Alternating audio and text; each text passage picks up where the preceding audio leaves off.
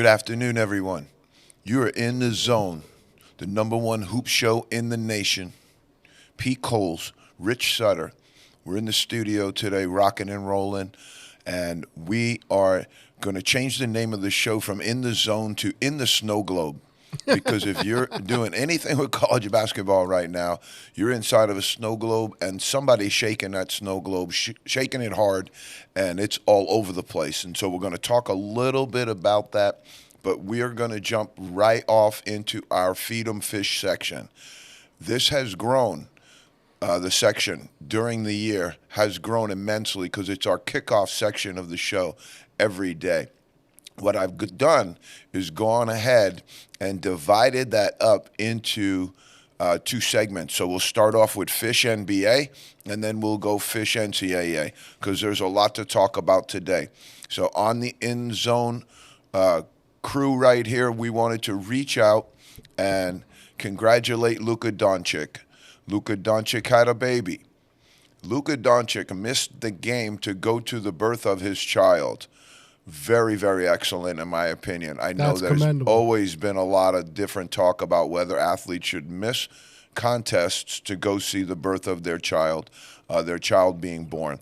I would understand possibly if we're in the Super Bowl, a special kind of game that could, only once in a lifetime thing, might even consider it then. But congratulations to Luka.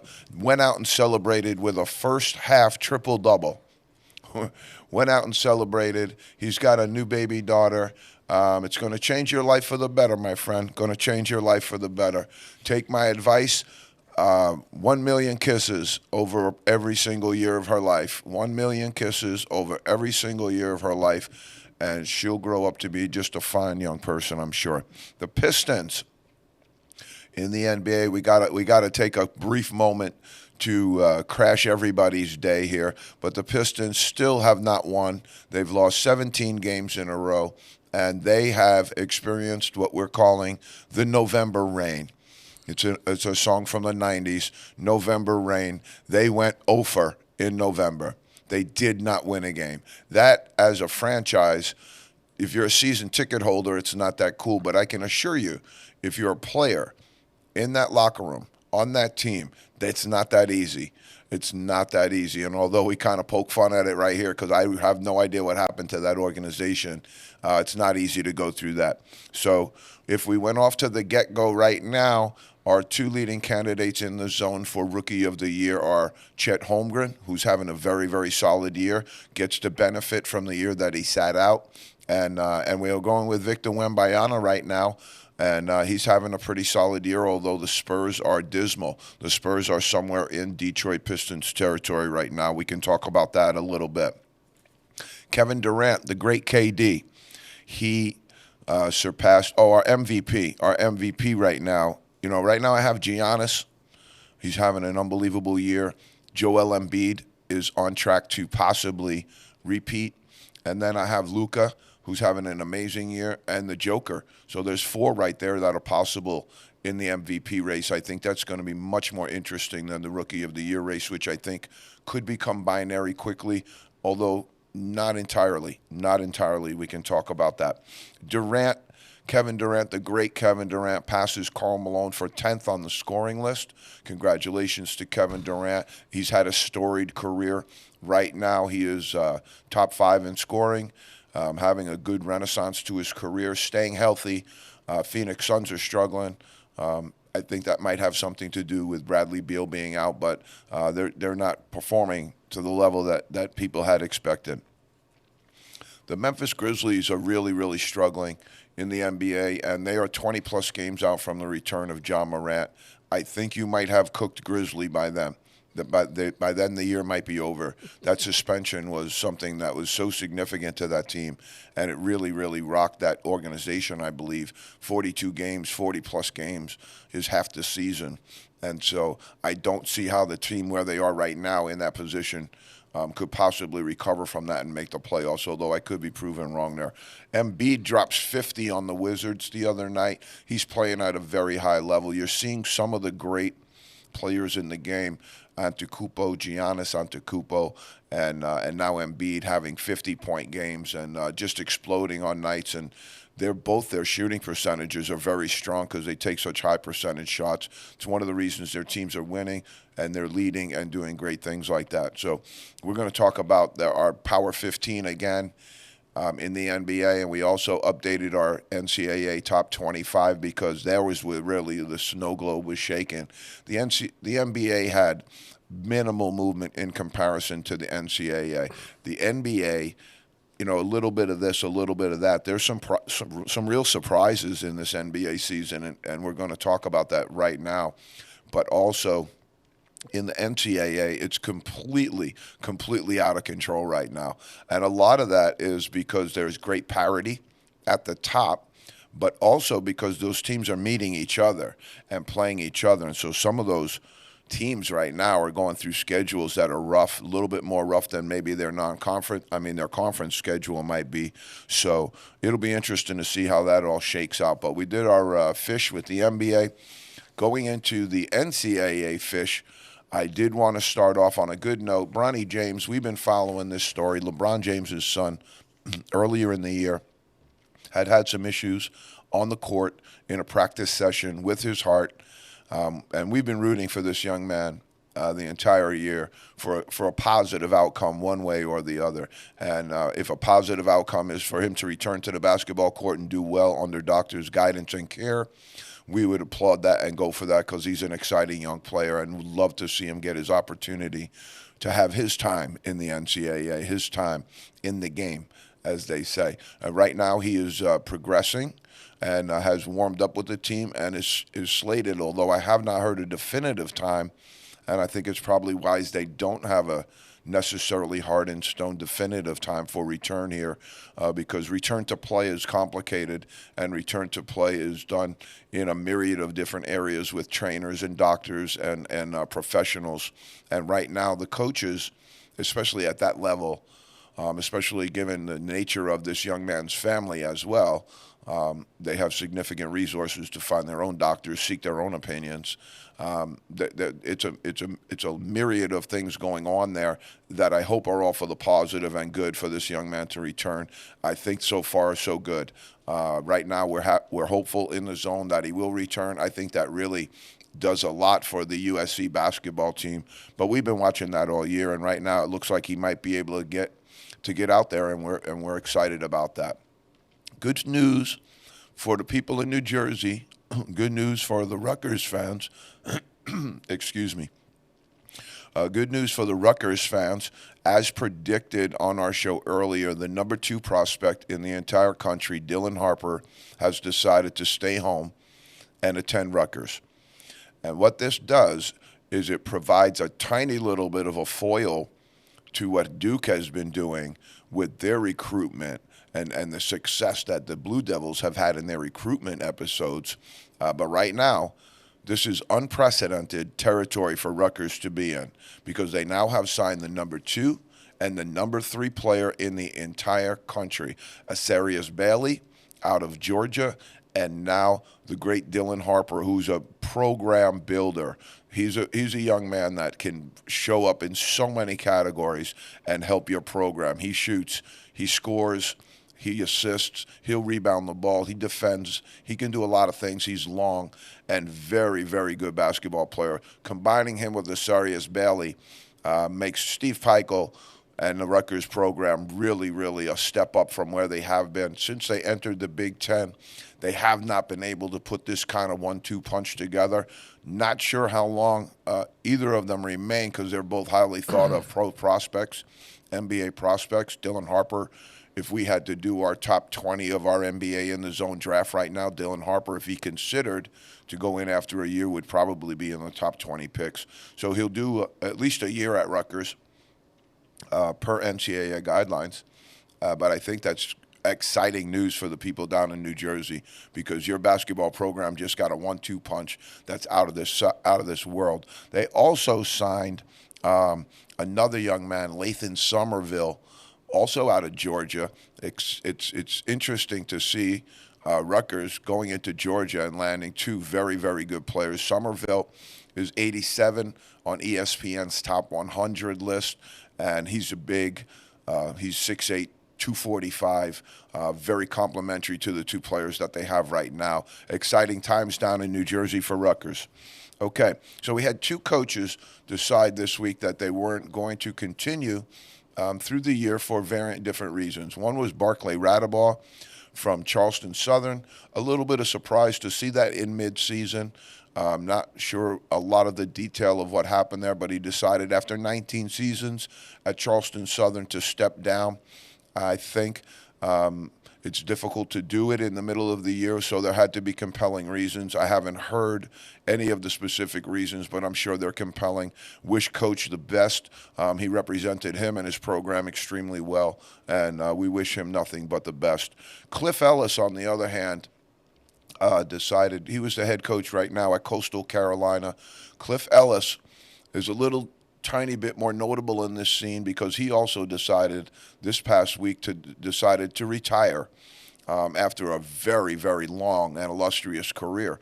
Cliff Ellis is the head coach at Coastal Carolina down in South Carolina, where he was the all-time leader in wins amongst active coaches.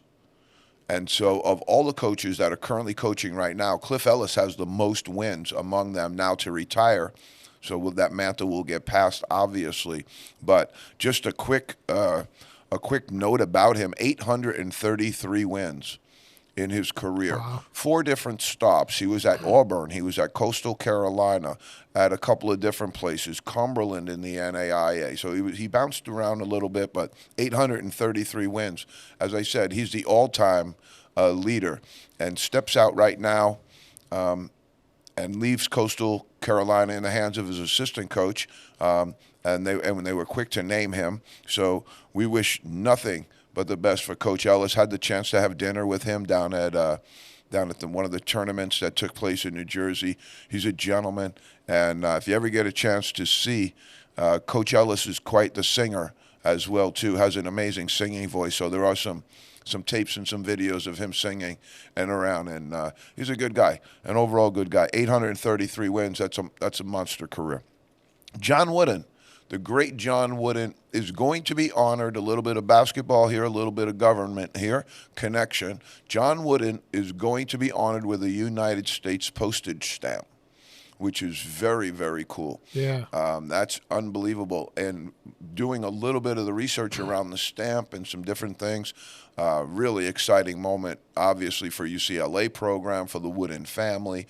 Very, very posthumously, a very, very great award for Coach Wooden, among many others. In doing some of the research around this, another interesting tidbit: Coach Wooden also has his own post office named after him. Really? In Reseda, California. Yeah, very interesting. I would like to know if there's a real connection there to what John Wooden's connection was somehow, and it seems there was some connection to the Postal Service. I'm going to do a little bit more research on that. But right now, we're about to enter into, in our last piece of the fish section, what we're going to refer to as the parody party. And when we referred to this as a snow globe earlier in the show, we weren't kidding. This is a snow globe. It's being shaken like crazy. Here we go. Right off the get-go. Now, it depends where you might have had these teams in your variant different polls. We have our own poll here in the zone. We went by where they had the AP and the coaches poll with some of these and just went through them. Number 1, Purdue gets knocked off by Northwestern. Great win for Coach Collins and the Northwestern program, but that certainly was a shocker. It's also a league game for them, so it's an early league loss for Purdue, one of those head scratchers. Then you go and get number 3 Marquette, and they lose to Wisconsin. In-state rivalry game. Wisconsin's pretty good, so it's not a terrible loss for Marquette, but you want to be 2 in the country, number 3 in the country, you got to win that game. Okay, number 3. Number 4 Connecticut goes down and loses to Kansas.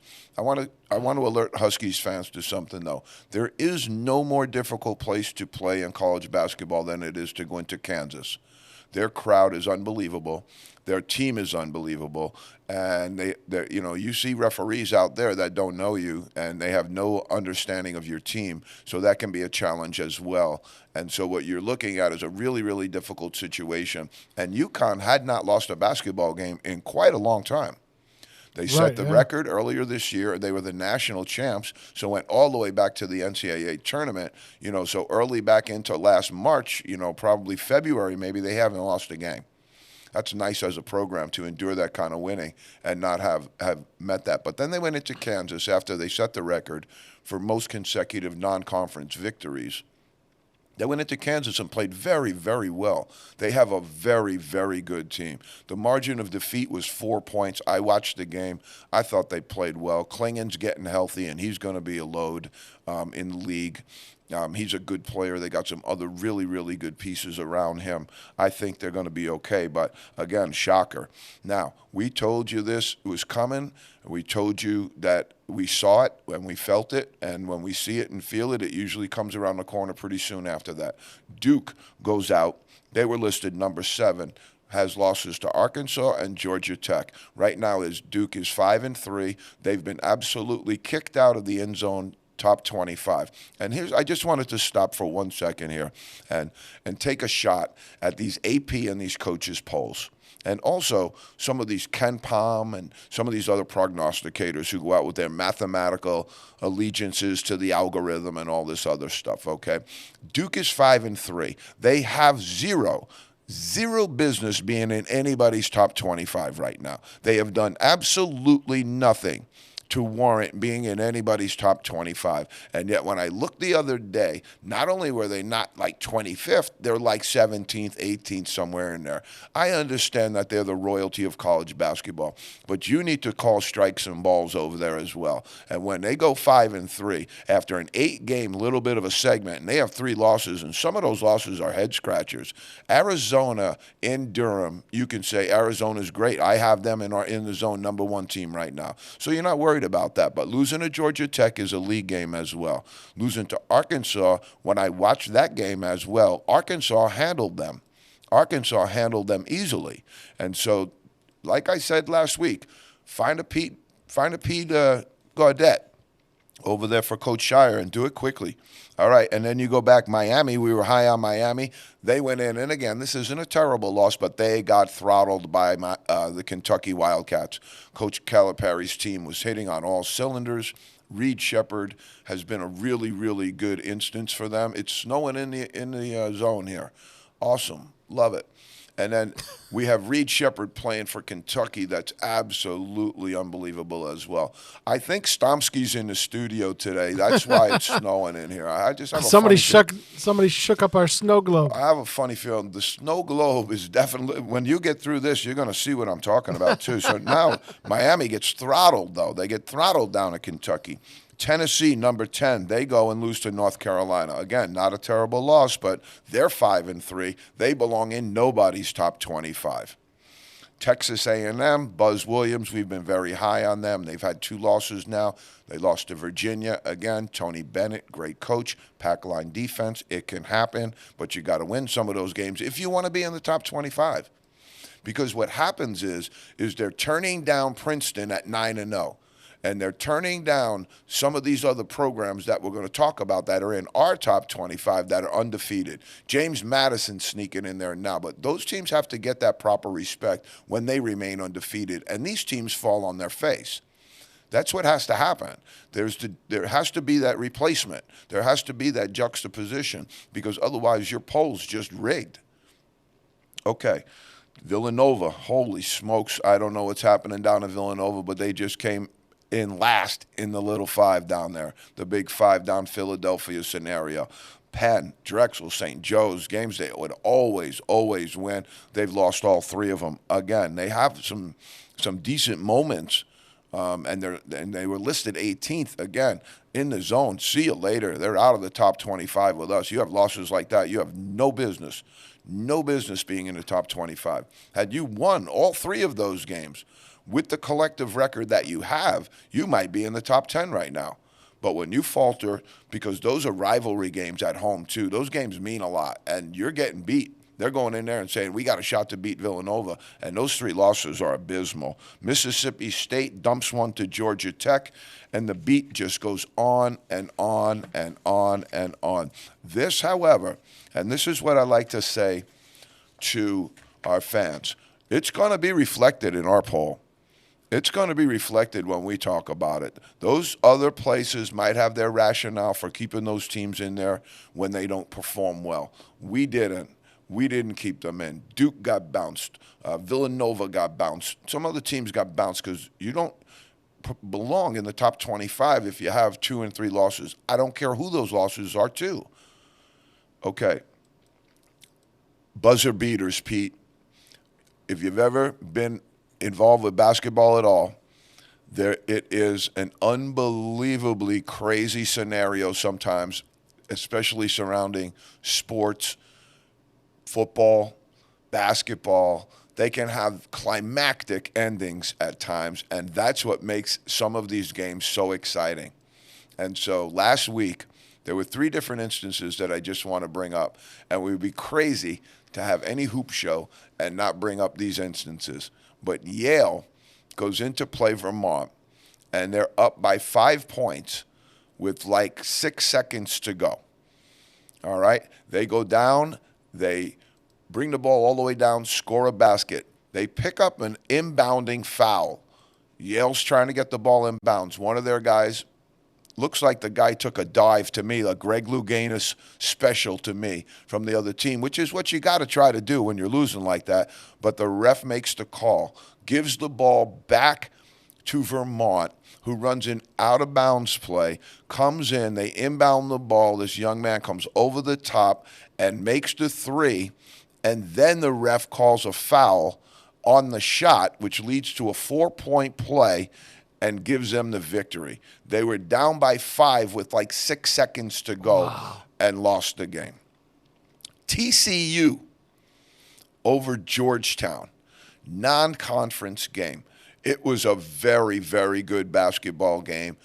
Georgetown fans need a little bit of time to rebuild the program in the post-Ewing area, but you got the right guy to do it. Ed Cooley's going to get that thing moving in the right direction. I personally, as a coach and as a guy in the business, have always had great respect for Ed Cooley as a coach. I think he's going to do good things down at Georgetown.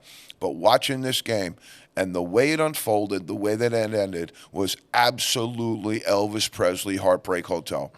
I don't care who you're rooting for in this game. It's unbelievable. Young man from TCU catches the ball. Georgetown's winning. End of game. We go 3, 2, 1.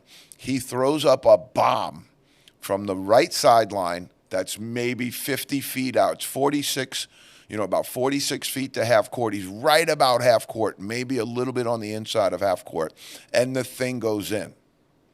And what happens now is the refs have instant replay, and you're going to kick yourself when you hear this, Pete, okay?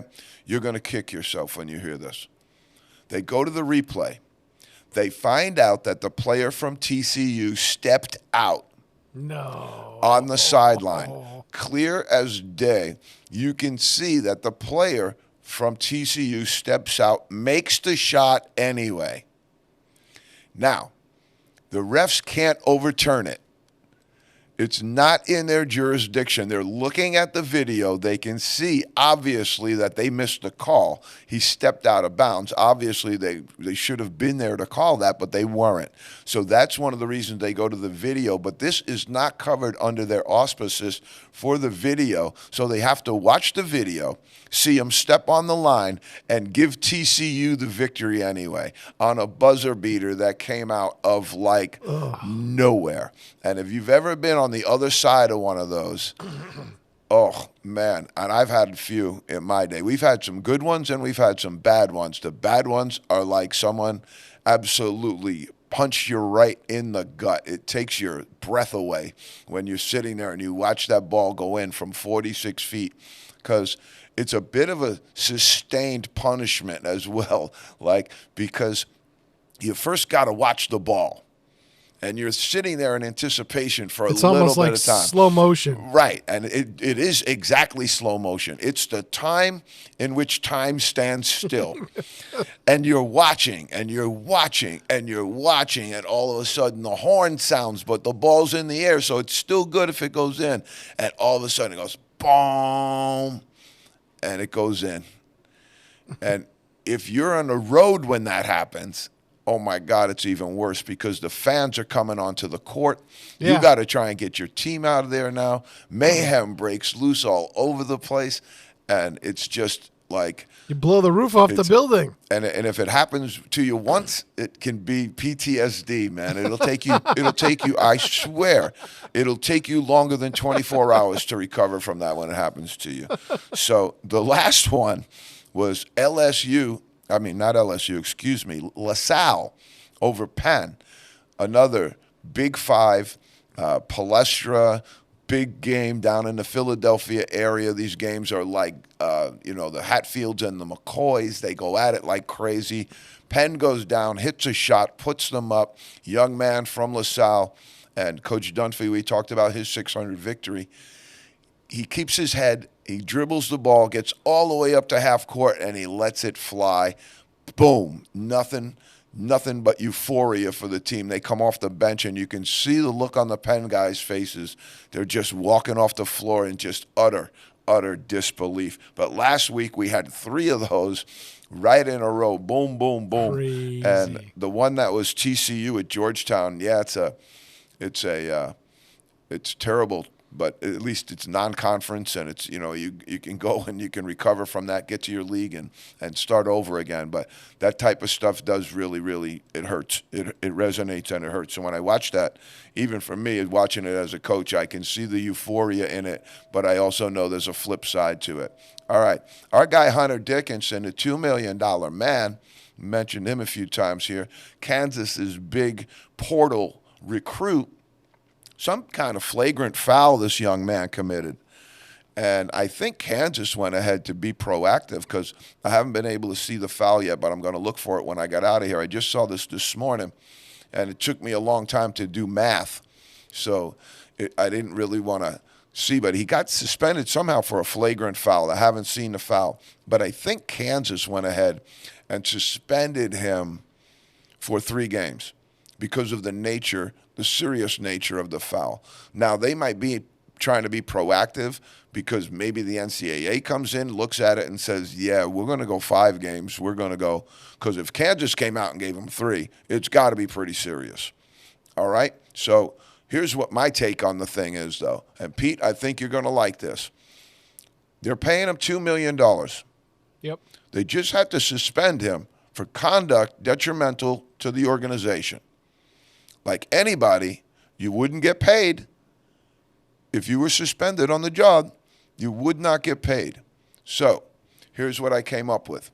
$66,000 a game if you went 30 games.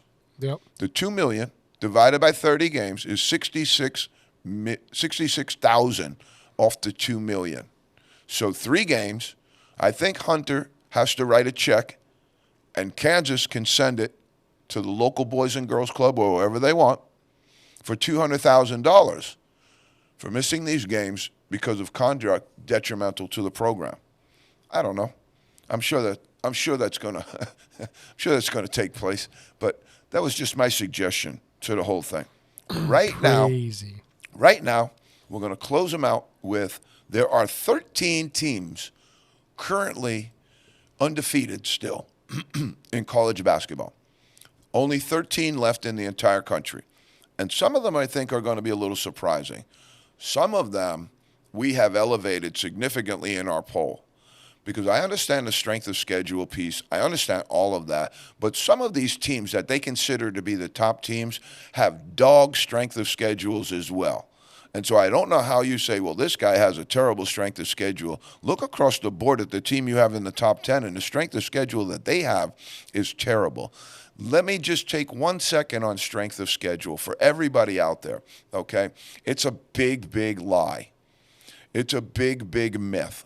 Let's put it this way. If you're the number 1 team in the country Everybody you play is below you. So your strength of schedule, in the reality of the world, if you were playing it straight, you'd have the lowest strength of schedule of anybody because you're better than everybody. So who then do you play? You're playing all opponents who are lower than you. So how could you have a good strength of schedule if you're number one team in the country? Oh, well, we played the number two team in the country. Okay, as opposed to the number 300 team in the country. I got that. But the bottom line is if you're number one, your strength of schedule, you should be playing all of these top teams. When you play and lose, one of the reasons we took some of these teams out of the top 25, when you're Auburn and you go and lose to Appalachian State, you're gone. When you lose to North Carolina Wilmington, you're gone because you're 200 points higher than those people in your strength of schedule index. So if we're going to play by the rules, let's play by their rules. There's no way those teams can have positive strength of schedules when they're in the top 25. Just wanted to throw that out there. Clemson, big surprise. They're undefeated. Great job by Brad Brownell. Great job. He's a good coach. It's a tough basketball job there. But he's done a really good job because he's a good coach. They have program integrity, and they shoot the ball well usually from the outside. I think that's part of it in college basketball these days. You got to be able to shoot the ball. Baylor, I have them very highly rated. They have some good wins. They're undefeated, playing very, very good defense. I think that whole area right there in that Big 12 and into that Southwest, there's a lot of good basketball in that area right now. BYU, the Cougars, still undefeated. I moved them up in our poll because they keep on winning, and until somebody knocks them off, and I'm sure it'll happen soon, but when they do, we'll evaluate that loss and see where it takes them. Cincinnati, Houston, Oklahoma, all undefeated. Oklahoma, Porter Moser, left Illinois, Chicago, had Sister Jean, went to the Final Four, made that great run, went to Oklahoma. It took him a little bit of time to find his footing, but right now I moved Oklahoma way up on the chart a little bit because they're undefeated right now, and they're playing good teams. They got some pretty good wins as well. Okay, TCU, they've played absolutely nobody, but they're in there, undefeated, still doing well. Princeton, still undefeated, and they beat Rutgers. Colorado State, they're pretty good. They're better than people think they are. Jump on that team right now because they're pretty good. Nevada, Arizona, two teams out there in the West, but Arizona I have is, I believe, I'm going to look at it in a minute, I believe they're the number one team in the country right now. They're undefeated. Mississippi, the interesting piece about the Mississippi part is that's the guy who got jammed up at Texas, Chris Beard. He's taken a program over at Mississippi, a new day, gave him another shot. They're undefeated, and he's got them pointed in the right direction. We'll see what happens when they enter conference play and where it goes from there. But right now, they're undefeated. Undefeated's undefeated. James Madison, big win over Michigan State. Huge win over Michigan State. 200 points higher in the index than that team. Michigan State at the time was 4th or 5th in the country. Great win for that James Madison program, and they remain undefeated. I think their football team's off the charts right now, too, so exciting times down there for that school in Virginia, James Madison. They're doing some stuff down there that's going pretty well. But there's 13 unbeaten teams. We'll keep an eye on that and see who lasts. We'll see who's in the pool. We'll see who makes it. But, Pete, I love that snow globe operation there. We just keep moving and grooving here, man. We're just unbelievable. All right, so I got my top 15 and I got my top 25 of the NBA. We'll close with that. I wanted to trip through the NBA just for a brief moment to give you an idea before we enter into the top 15, because the top 15 had a little bit of shift, a little bit of change to it. Boston Celtics fans won't be that happy. But just to talk about briefly who's doing what, who's leading in those statistical categories that we look at. So we'll jump right in with scoring. Joel Embiid has been able to maintain his lead in the scoring episode, dropping 50 on the Wizards the other night. Certainly not going to hurt that position. But if you look at what happens after that, and this is pretty interesting to me, the following four are very closely bunched up here. They're all within a point or 2 points of being able to lead this. So it'll be interesting to see how this all shapes out throughout the rest of the year. So it goes Embiid, and then you go to Luka. Luka with a triple-double in the first half the other night's not going to hurt his numbers either, but he's at 31-4, right behind 32-0 of Embiid. So it's a 0.6 of a point separating those two. So it's very, very close. We'll keep an eye on that.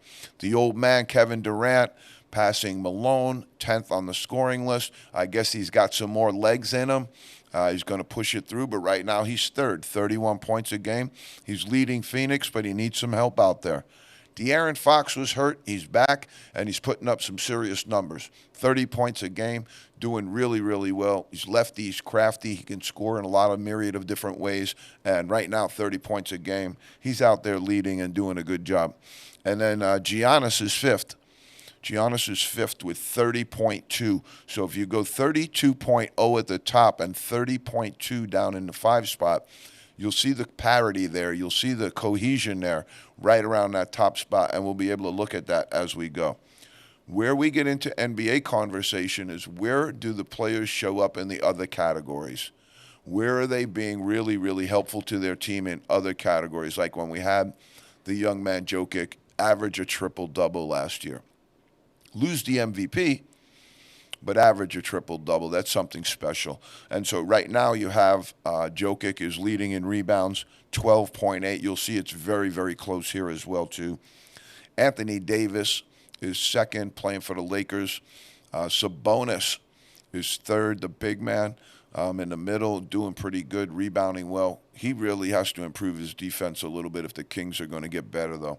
And Rudy Gobert and Joel Embiid. So you see the MVP conversation for Embiid as well, leading the league in scoring and fifth in rebounding, certainly having a great year. And really, in the absence of James Harden, he has really picked up and carried that team because Maxey has been a little bit sporadic and a little bit in and out of the lineup as of late. So Embiid's really, really doing a great job. We've talked about this young man a lot on the show. And I think he has to be in the consideration because he toils in obscurity a little bit. Tyrese Halliburton is leading the league in assists. He's also way, way up there in the scoring blocks as well. But he's playing, in obscurity a little bit, but 11.9 assists, just doing really, really good stuff. Trae Young from the Hawks is assisting and doing great scoring as well. So both of those gentlemen doing really, really great guard work where you're really assisting high numbers and you're scoring high numbers as well. Jokic is third. This is where you have to be in consideration for him for the MVP conversation because he's in the top 5 in 3 different categories right now, in the top 5 of 3 different categories. Nick VanVleet and Luka, another gentleman that has to be in the MVP conversation because he's in top 5 in a couple of statistical categories, doing great stuff. And right now, the Mavericks are much improved this year. They're doing better things, and he's leading. But Kyrie is doing some good stuff, and they have some other pieces there. But right now, that's how I really look at a basketball player. In the zone, kind of. You want a description on what I look for a basketball player. The really good players that you would look through the years if you went from my guy Larry Bird, who I think is the greatest of all time, to Michael Jordan, LeBron James, Kobe Bryant, down the list of guys that are the greatest of the greats of the greats. You will know that they show up in scoring, they show up in assists, they show up in rebounding, they show up in steals, they show up in so many different categories. To me, that's what makes you a great player. And not anybody, but it's a lot easier to come out and be, I don't want to pick on this gentleman, but a Carmelo Anthony type where scoring is the only thing that you really concern yourself with. And defense and rebounding and things like that really aren't. And Carmelo Anthony was a great basketball player. I'm not trying to take anything from him. But again, there's players that, show up in certain one category and do things really, really well. He's not a complete player. And it's the scoring where they like to show up because they like to shoot the ball, and that has a little bit of a team aspect to it that sometimes you need to examine. All right. Steph Curry is leading the league in three-pointers no big surprise there. But I think people might be a little surprised at the gap between 1 and 2 here. You got Luka in the second spot, but it's 91 to 69. That's the difference. 91 for Curry, 69 is the second best for Luka. Halliburton right behind with 68. Beasley and Brunson from the Knicks, 63. Brunson's playing really high level. Love to see him move the ball a little bit more, keep people involved a little bit greater level, but they're doing okay. They're doing okay. Blocks, we'll cover blocks last because Anthony Davis is up there. And again, probably some of you wouldn't really consider in the MVP conversation, but he's in rebounding and blocks. He's in the top 5 statistical categories. So certainly having an all-star type of year. Brook Lopez is number 2 in blocks, 2.8 for the Bucks. Doing well, big man. He's a bit of a role player there because he doesn't score the ball immensely, but he does good things in rebounds and block shots and does some good stuff there. So it goes Wembanyama, Gobert, Holmgren to close out the rest for blocks. And Holmgren's scoring the ball well, rebounding the ball well. Wembanyama has had some outstanding games, and then he's had some games that haven't been that great. But in the balance of things, if he stays healthy, I think he'll eventually probably win Rookie of the Year. Okay, so we're moving and grooving here. I'm going to jump right into, we're going to go alley-oop, jump right into the top 15, the power 15 that we have for the NBA. We did, again, I forewarned and tipped off Celtics fans. There's going to be a little bad news in the show today for you. I thought we had some good news for the UConn fans. And for anybody that follows UMass basketball, they're 4-1 right now. 4-2, I think they lost to Towson the other night. But they're off to a pretty good start. They're playing pretty good basketball. All right, so the Timberwolves are the number 1 team that we picked in our Power 15. They jumped over the Celtics. The Celtics picked up another loss last week where the Timberwolves have not. They've remained consistent. They've done very, very well. They are 15-4, and if anybody starting the NBA season told me that they thought these guys would be 15-4 and predicted that, I would have said you're off your rocker.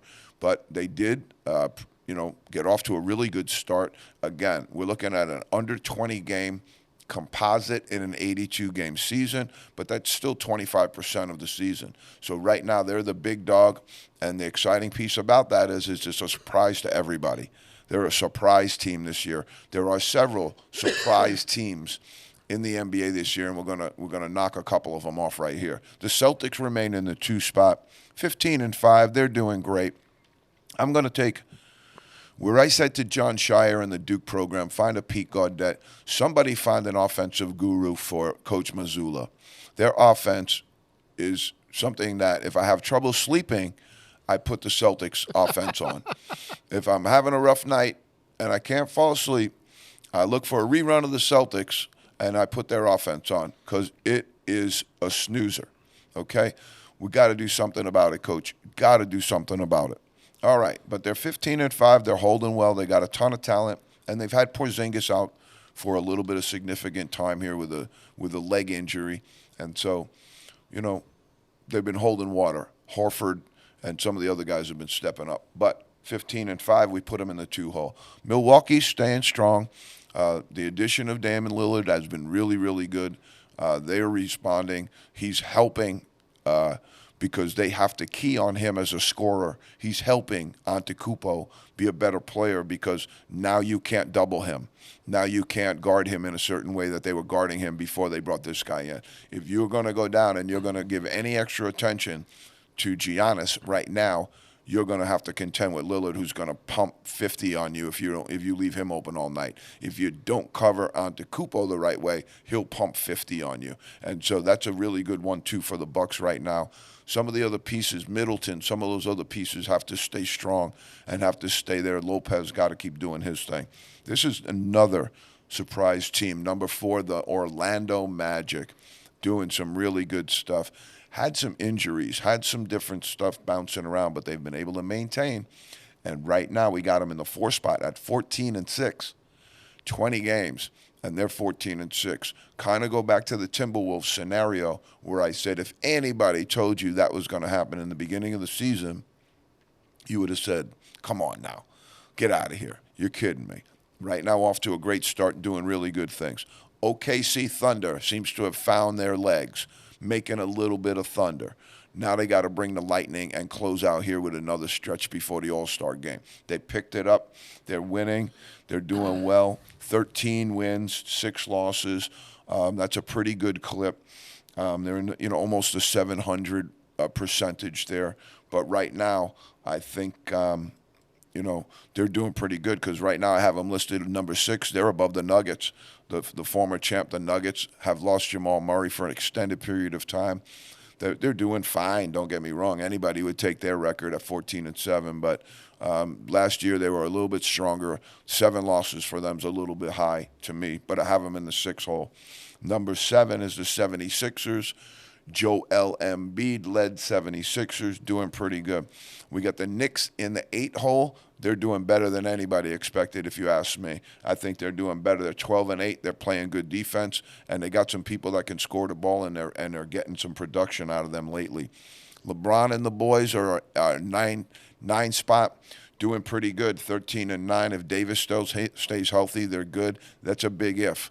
LeBron stays healthy, they're good. That's a big if. Anything happens to one of those 2 pieces, and the queen falls. Okay, the Pacers in the number 10 spot, doing pretty good. I really like this team. They're well coached. They're getting great production out of their guys, and they're 11-8. So I couldn't move them up a little higher, but I like what they're doing and the way they're playing it right now. The Mavs, the Kings, and the Suns fill out the rest of that little triad right there. You go out to the West. The Mavs playing pretty good with Luka. The Suns kind of underperforming. They're a surprise team for the wrong reason. They're underperforming right now. And the Heat are another team that's underperforming. But the Mavs, the Kings, and the Suns, Kings are doing okay, not doing bad. That's kind of expected where they would be. The Suns got to start picking things up. Again, Bradley Beal comes back. Maybe that helps them. But right now, they're nowhere to be found. The Heat and the Pelicans are my last 2 teams. Pelicans are hanging on by a thread. I really like them. And I like Zion Williamson. I think he's an exciting NBA player. I like to see them be in the mix and keep that whole thing going. But here's a couple of people that have fallen out of the 15. That they're kind of a big surprise. The Warriors, Golden State Warriors, are out there 9-11. They have a losing record right now, and they don't look very good when you watch them play. There's got to be some chemistry issues there, got to be some problems. And what the problem is also is they seem to think if they keep on moving some of their young players out of there, that's going to keep their core chemistry and solid. What it's done is it kind of aged them in a bad way right now, and some of the players that they used to rely on just aren't capable of doing what they used to do. The Clippers, hard to be Harden, trying to figure things out there. They're 9-10. San Antonio with Wembanyama, 3-16. Come on, we got to pick that up. Got to get them better. And the Wizards, also 3-16. Really, really rough. Really, really rough. So I think I got about 8 minutes, right, Pete? You have more like 10. 10. Beautiful, because I'm going to need them. All right, we're going to jump quickly right into the top 25. And so we got 8 minutes, and I'm going to hold to it. Arizona, number 1. They're 7-0. They beat Duke and Durham. That's a great signature win. I'm going with them, number 1. I bumped this team all the way up.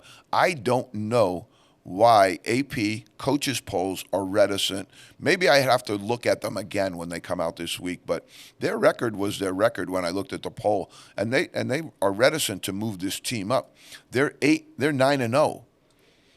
The Baylor Bears, I moved them up to the 2 spot. Nobody has them above like 8. They have wins over Auburn, Florida. They beat Oklahoma State. They have some good wins. Oregon State, Seton Hall, not Oklahoma State. So those are 4 quality wins of the 9 that they have. I'm not sure what they're looking for right there, but I moved them up all the way to number 2, and I think they're doing some great stuff. I mean, you're 9-0. We talk about a 27 or 30-game cohort. They're 33% of the way through their season, and they haven't lost yet, and they're playing good competition. I like Baylor. I don't go by, oh, well, Duke is royalty and Kentucky's royalty. Well, royalty's going to sit off the throne for a little bit of time in this poll. Kansas, 8-1. Good, credible loss. They're a good team. They beat UConn the other night, and that was a game that I thought was a clinch game for them because it really, really was an excellent game. UConn held on really, really well. Houston, 9-0. You would think that I would have them a lot higher, but they have played absolutely nobody. They haven't had a challenge game on their schedule. They should be 9-0. I know they're going to get roughed up a little bit when they get to the Big 12, but I think they have a big team. But you can't be number one in the country at 9-0 when you haven't played anybody, when Arizona beat Duke and Baylor's beaten all those other good teams that you haven't even challenged yourself to beat. Purdue, number 5, 8-1, tough loss to in-state, kind of rivalry thing, not in-state, but in-league rivalry thing. Tough loss for them, but, if you want to be number one in the country, you can't get knocked like that. You can't get bumped like that. I moved UConn down to 6. The loss to Kansas, I probably shouldn't have moved them down that far because the loss to Kansas at Kansas is a very credible loss. Danny Hurley has his team primed in a really good direction. I love what they're doing.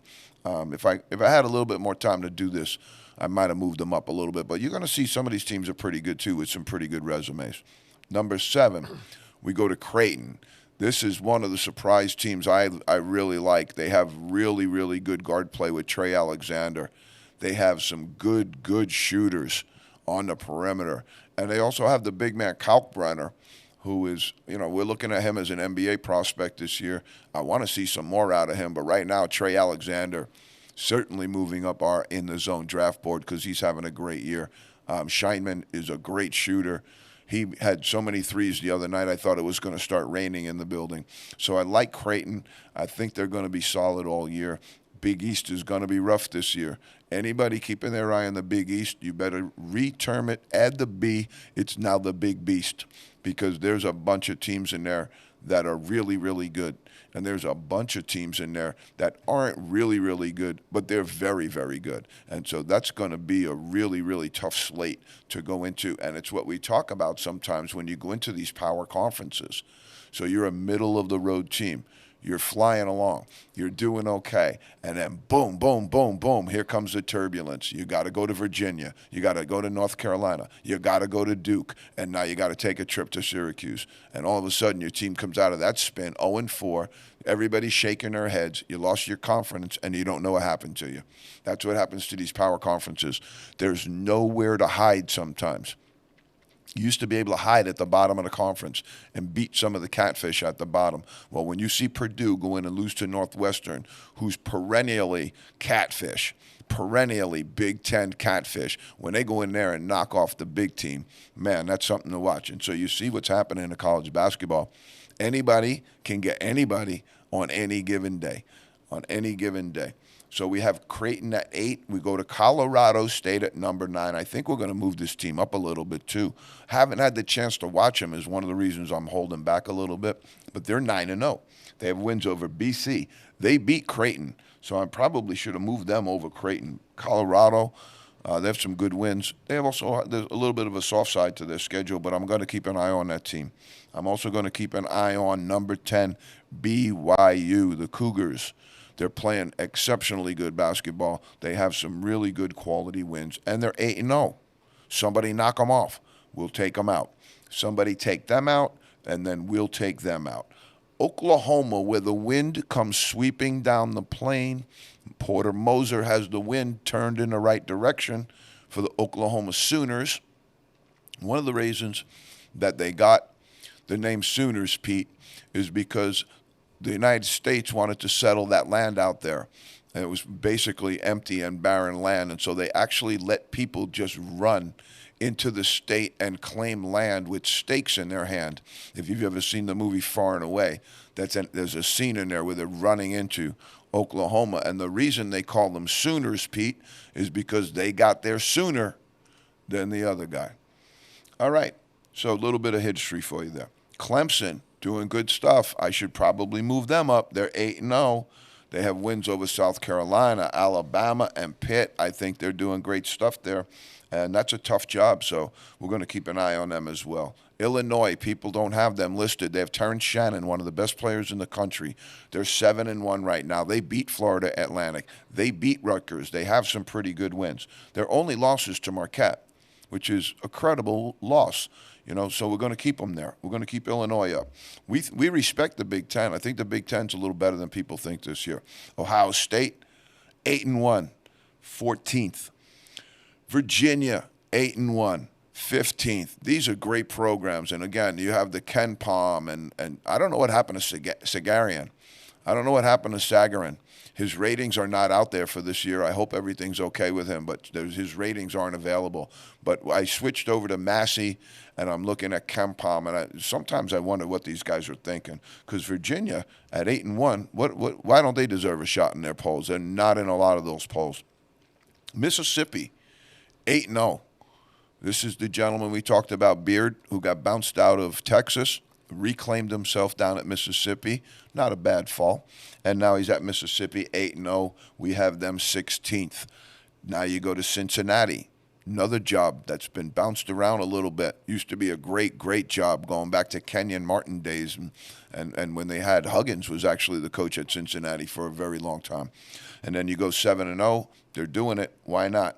I left Marquette in there because their losses are pretty credible. They're 7-2, but when I got to the bottom here, I wasn't too happy about some of these 2-loss teams. I looked at who they played, and if they kept the losses real, then I said, okay.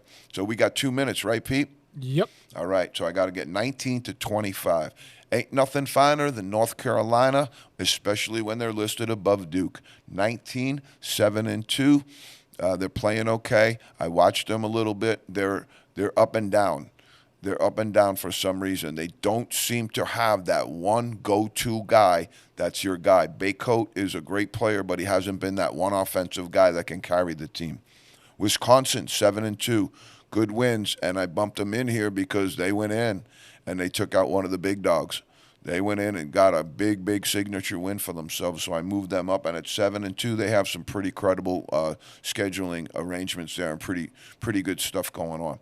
21 Alabama, 6-2. Again, 2 losses, but they're playing a good schedule. They're playing good teams, and so if they played, Princeton's schedule, would they be 9-0 too? I don't know. I don't have time to prognosticate about all of that. What I did do is I wanted to show respect to some of these teams that were doing really good. And all of these other teams also, the Alabamas of the world, have monumental resources over the other teams. And so I wanted to factor that in as well. Alabama 21, 6-2. Now we got to skip and go. Princeton 9-0. Here's the thing. If you don't like them in my top 25, play them. Beat them, knock them out. Since the NCAA tournament last year and them playing and beating Rutgers this year, this team's on a tear, and I'm not gonna pull them out just because their schedule is not what everybody else's schedule is. I think if they played some of those good teams, they'd beat some of those good teams too. All right, James Madison 8-0, another surprise. 24 Miami, moved them down. I moved them down too much, and I'll apologize to the Miami fans up front. Moved them down just a little bit too much, but they got throttled by Kentucky. I don't think Kentucky's that great, and Miami looked really, really bad in that game. But that can happen when you're playing a Southeastern Conference opponent on the road who's also very good. So I moved them down a little bit, maybe just a little too much. And then I put Indiana, the Hoosiers, in there to 7-1, doing pretty good stuff. Out. Duke, Kentucky, Auburn. You don't lose to Appalachian State and stay in the top 25. You just can't do it. You do not lose to University of North Carolina, Wilmington, and stay in the top 25, Coach Calipari. Hey, we're going to have our first guest next week. We got to arrange it, but we're going to have our first guest. We're going to keep it a surprise for everybody, but we're in the zone. Everything's rocking and rolling. Mid-season. Let's go. Take care of yourselves, and everybody get ready for the holidays. Stay well.